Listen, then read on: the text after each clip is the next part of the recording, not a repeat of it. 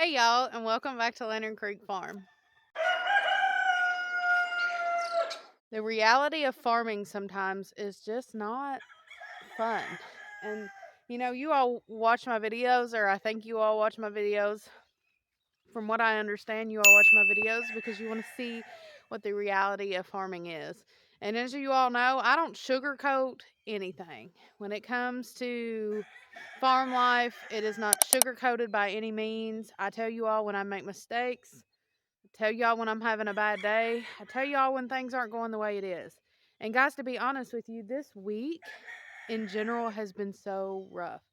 And I'm going to explain to you why it's been rough, because these are all realities of farming. These are all realities of things that have probably happened to you if you're a farmer or something similar, or realities of farming that's going to happen when you start a farm, when you start a homestead. This is just what it is. So let me show you why I've been in a bad mood. Guys, I'll get over it. I don't need pity. I don't need you all to feel bad for me. And that's not why I'm doing this. I'm doing this because I have this channel to show you what it's like, to show you what farm life, homestead life, farmstead life is, whatever you want to call it, what it's like growing your own food and maintaining a farm, and just the realities of it. Because guess what, guys, it's not all rainbows and sunshine all the time. So I'm going to show you the first reality of being a farmer. Welcome to my gate entrance, y'all. Look at this. I'm sinking in. Like, look at my foot. Look how far I'm sinking in. This is a reality, 100%, of having livestock. As you can see, there's grass trying to come up. That spot up there is not so bad. But if you notice, we've got sitting water. You want to know why we have sitting water? It's because it's been raining almost every single day for 2 weeks. So this is what the ground looks like. On top of that, where it has been so wet, we had to dig a ditch in the pasture to drain some of this water. And as you can see, it's still draining. It's still draining. It has a crazy amount of water in it. We did a small ditch through there. We did a ditch across through there. It's just disgusting. And it's enough to aggravate you and make you mad, especially if you're having a bad day when you're walking through here and you're sinking into your pasture a good 2 inches. It's aggravating. That's a reality of farming, though. To go right along with that, like I said in that little clip there of showing this mud pit that we have, it's rained. It's rained so much that you can't do anything. We can't get in the garden because it's just absolutely soaked and drenched. And the worst part about that is we live in a heavy clay soil. Y'all have heard me say it a million times. And that stuff doesn't drain. It holds water for weeks and weeks and weeks. And the only way that it will dry is if we have maybe 3 to 4 weeks of absolutely no rain and wind. That's the only way it'll dry out. And it's not looking good.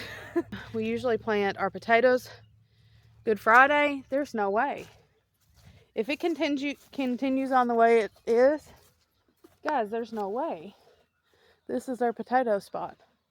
There's no way we'll be able to plant in that. So that's another thing. Like, when you're farming, weather is completely out of your control. And rain, especially for a farmer, is either your worst enemy or your best friend. So, but y'all, we can't get in this. Look. Can y'all see that? There's water standing. The dog's drinking water out of my garden right now. Along with the weather, you can't predict. You can't predict livestock. And if you watched my live the other day, we talked about, our midweek live Wednesday. Talked about what was going on with the rabbits. So I have a rabbit who is 4 days overdue. So I'm worried that she's not bred. She might not be bred. I have, let me see, and then I have 2 rabbits in there that are supposed to be due today, and they're showing 0 signs of even possibly having babies today. And so there's that too. So the breeding program that I had set up for 2024, the beginning of the season, having babies around Easter time for resale, is not so good. It is, it's definitely too late for that now. Now, if Clover would have had her babies, 6 days ago, 7 days ago, at the beginning of the time when I put the nest box in, we might have had babies for spring. So, might have had babies for Easter. There's no way we're going to meet that now. And so that means less money for me.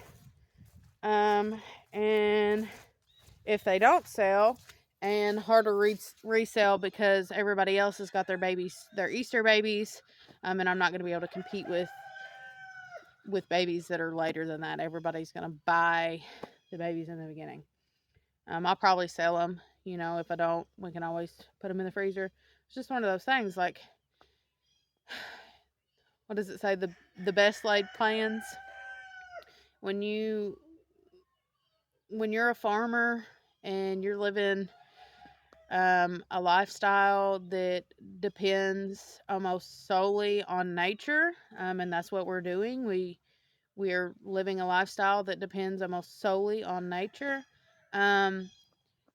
You get yourself in situations like this, and it's just it's aggravating at times. And I'm sorry to be like a Debbie Downer, guys, but I just figured that this was something that y'all needed to see. This is a reality of farming. And y'all, I'm going to get over it. Like I said, I don't need anybody to have a pity party for me. I'll be fine. I'll get over it. Things are going to come to fruition. If I've got to rebreed the girls, then so be it. I'll just have to rebreed the girls, and it's going to dry up sometime. The Lord knows when. I sure don't, but I guess the Lord does. And then sooner or later, we'll be able to get in the garden.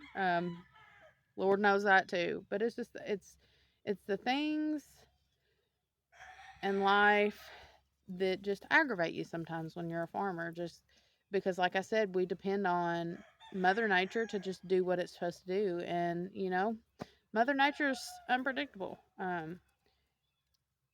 Just doesn't go as planned. Thank you guys for watching. Thank you all for hanging out. And hopefully we can see you on the next one. We'll see you later. Bye.